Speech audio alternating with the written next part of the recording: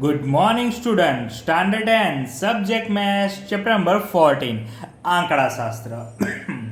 વિદ્યાર્થી મિત્રો, ખૂબ જ સરળ ચેપ્ટર છે. એકવાર તમે સૂત્રોને યાદ રાખો, સમજી લીધું ને, એટલે તમને આ ચેપ્ટર એકદમ ઇઝી પડી જશે વિદ્યાર્થી મિત્રો. એટલા માટે ખૂબ જ ધ્યાન રાખજો. તમને અમુક વસ્તુ જે સૂત્રો છે એની સૂત્રોની સમજૂતી અહીંયા હું રજૂઆત કરું છું તમારી આગળ. શાંતિથી નોટબુક લઈને બેસી જજો અને દરેક યાદ રાખો, તમે લખી દેજો. આ જ વસ્તુ હું આપણા વોટ્સઅપ ગ્રુપમાં બી તમને ફોટો મોકલી દઈશ, તો લખતા તમને ઇઝી પડે. તો આપણે પહેલાં સમજી લઈએ. તો પહેલાં તો આંકડાશાસ્ત્ર. તમે ધોરણ 9માં આ ચેપ્ટર વિશે જ્ઞાન મેળવી જ ચૂક્યા છો વિદ્યાર્થી મિત્રો. આપણે શરૂઆત કરીએ છીએ અવર્ગીકૃત માહિતીનો મધ્યક, કે વર્ગોમાં માહિતીને વહેંચેલી ના હોય. વર્ગો એટલે વિદ્યાર્થી મિત્રો, આપણે એક કામ કરીએ તો આપણને ખબર, જ્યારે સ્કૂલમાં શાળામાં આવતા હતા તો કેવા જુદા જુદા વર્ગો હતા. ધોરણ 1, ધોરણ 2 એમ કરીને ધોરણ 10 સુધી કે 12 સુધી આપણા અલગ અલગ વર્ગો પડતા હતા, અલગ અલગ વિસ્તાર હતો એમનો. તો એમ કહી શકાય કે વર્ગો. અને જ્યારે અવર્ગીકૃત એટલે બધાને એક જ રૂમમાં બેસાડી દીધા છે. 1 થી 10 ધોરણવાળાને એક મોટો હોલ છે, એમાં બેસાડી દીધા છે. અને પછી આપણે એનું વર્ગીકૃત માહિતીમાં અલગ અલગ કરવું હોય તો એમને જુદા જુદા ધોરણમાં બેસાડીએ. આપણે આવું એક સિમ્પલ વસ્તુ એનાથી સમજી શકીએ કે આપેલ માહિતીના બધા જ અવલોકનોની કિંમતોના સરવાળાને અવલોકનોની કુલ સંખ્યા વડે ભાગતા જે કિંમત મળે તેને આપેલ અવલોકનોનું મધ્યક અથવા સરેરાશ કહે છે. તો એને એમ કીધું, કોઈ માહિતી આપી છે, બરોબર, એ માહિતીમાં બધા જ અવલોકનોની કિંમતોનો શું કરવાનો? સરવાળો કરવાનો. તો ધારો કે અવલોકનો છે n, જેમાં x1, x2, x3, xn સુધી આ અવલોકનો છે, બરોબર. તો અવલોકનોનો સરવાળો કરો, મતલબ અહીંયા 5 હોય, 10 હોય, 15 હોય, 20 હોય, 25 હોય, 30 હોય, એમ કરીને બધાનો સરવાળો થાય. 5 + 10 + 15 + 20 + 25 + 30 એમ કરીને ટોટલ જે સરવાળો આવે એ, અને જેટલા આંકડા આપ્યા હોય એટલા આંકડા, જેમ કે 5 થી લઈને 20 સુધી આપ્યા હોય તો 5, 10, 15, 20, તો આંકડા કેટલા થયા? તો ટોટલ 5, 10, 15, 20 એટલે 4 આંકડા થયા ને કુલ ટોટલ. તો એ આંકડાની સંખ્યાને આપણે n કહેવાશે. તો શું થશે કે આપેલ માહિતી મતલબ એના અવલોકનોની કુલ સંખ્યાનો વડે ભાગતા જે કિંમત મળે તેને આપેલ અવલોકનોનો મધ્યક અથવા સરેરાશ કહે છે. શું કહે છે? સરેરાશ.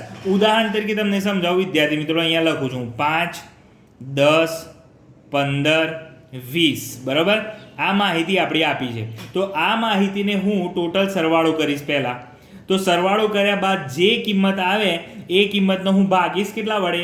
અહીંયા ગણીશ 1, 2, 3 અને 4. તો 4 વડે ભાગી દઈશ ટોટલ સરવાળો કર્યા બાદ વિદ્યાર્થી મિત્રો. ખ્યાલ આવ્યો?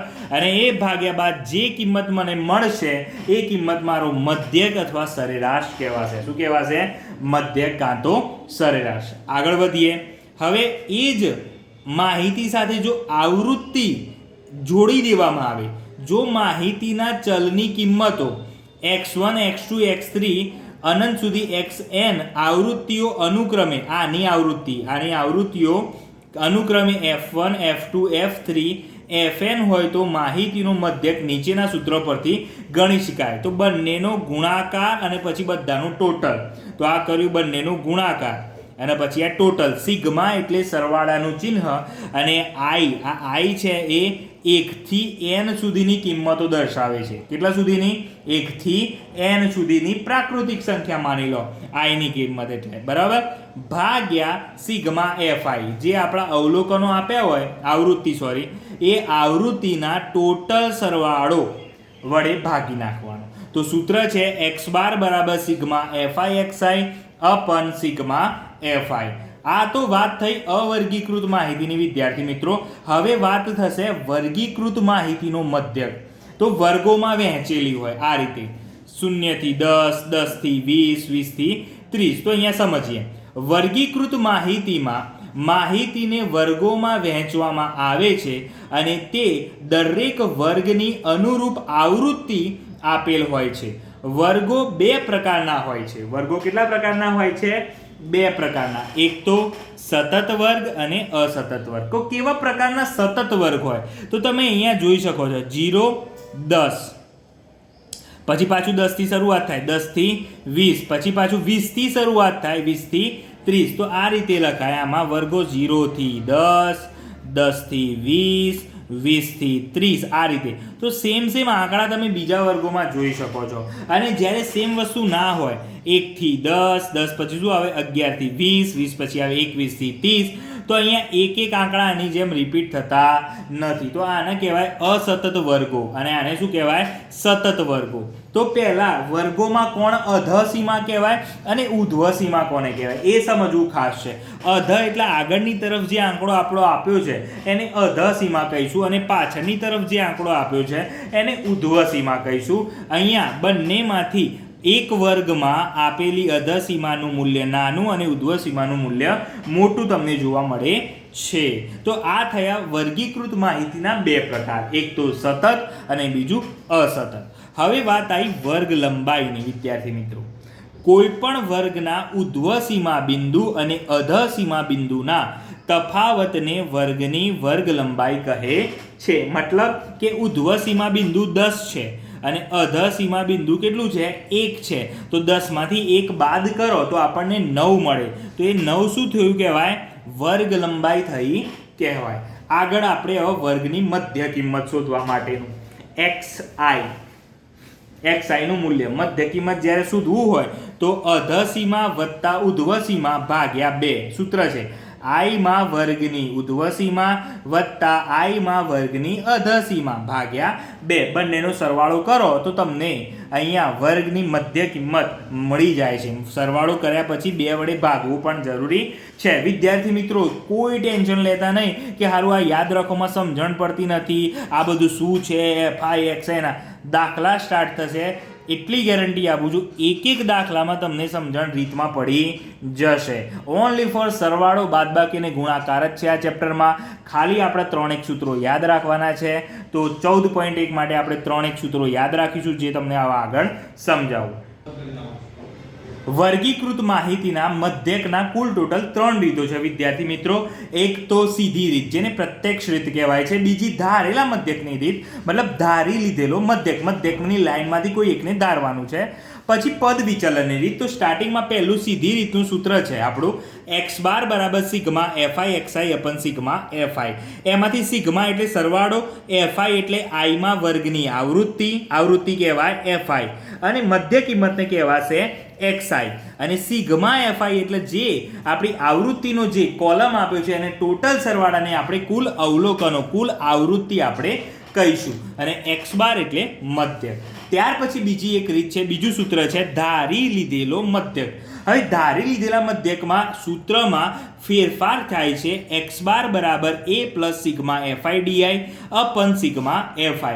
તો અહીંયા એક di નવો શબ્દ એડ થયો છે, નવી એક સંજ્ઞા, અને અહીંયા a એડ થયો છે. તો એ શું છે તો ધારેલા મધ્યક કે જે કોઈ પણ શૂન્યતર કિંમત હોઈ શકે, પરંતુ સગવડતા ખાતર કોઈ એક xi ની કિંમત આપણે લઈએ છીએ. તો કોઠામાં આપણે જે xi નું કોલમ આવે ને વિદ્યાર્થી મિત્રો, એમાંથી કોઈ એક કિંમત ધારીશું અને એ કિંમત આપણે જે ધારીશું ને એના સ્મોલ a કહીશું. ખ્યાલ આવી ગયો?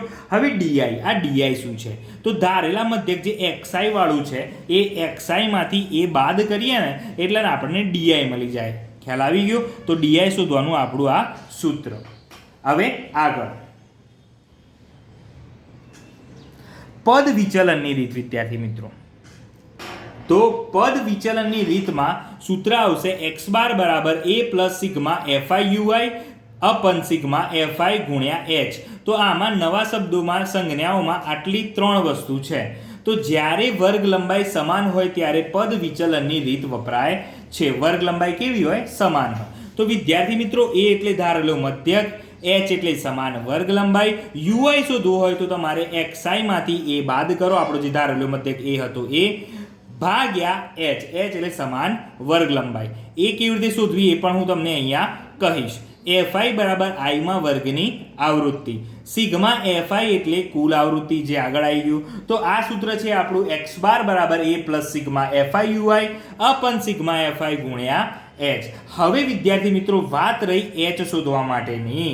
હવે આ સમાન વર્ગ લંબાઈ શોધવા માટે તમારે વિદ્યાર્થી મિત્રો સતત વર્ગો અને અસતત વર્ગોમાં ધ્યાન આપવાનું છે થોડું.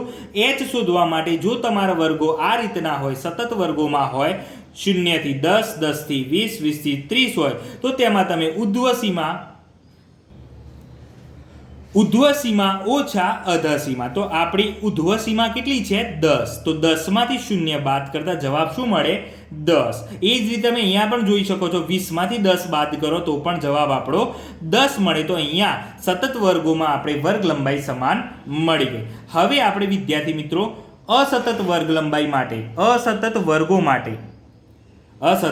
વર્ગો માટે h કેવી રીતે શોધવો એ જોઈશું વિદ્યાર્થી મિત્રો. અહીંયા આપણે આ રીતે 1 થી 10, પછી 11 થી 20 અને 20 થી પછી 21 આવે છે. તો આમાં આપણે વિદ્યાર્થી મિત્રો ઊભા રોમાંથી બાદ કરીશું બીજા વર્ગની અધસીમામાંથી પ્રથમ વર્ગની અધસીમા બાદ કરીશું. એટલે 11 માંથી 1 જાય તો કેટલા વધે? 10. તો આપણે અહીંયા h બરાબર 10. આ રીતે આપણે દાખલામાં h શોધીશું.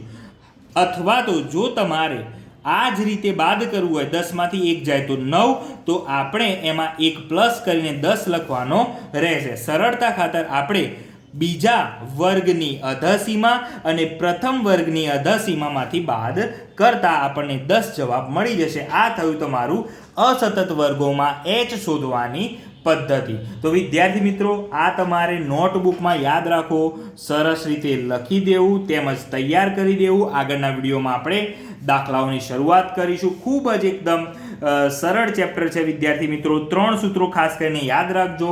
વર્ગીકૃત માહિતીમાં સીધી રીત, જેને કહેવાય છે પ્રત્યક્ષ રીત, જેનું સૂત્ર છે x બાર = σfixi/fi. બીજી રીત છે ધારી લીધેલા મધ્યકની, x બાર બરાબર a + σfidi/σfi. અને ત્રીજી રીત છે પદ વિચલનની રીત, જેમાં x બાર બરાબર a + σfiui/σfi ગુણ્યા h. કઈ સંજ્ઞા શું છે બધું તમે અહીંયા મેં સમજાવી દીધેલ છે. એટલે નોટબુકમાં સારા અક્ષરે લખી દેવું અને તૈયાર કરવા સૂત્રો. અસ્તુ. જય હિન્દ, જય ભારત.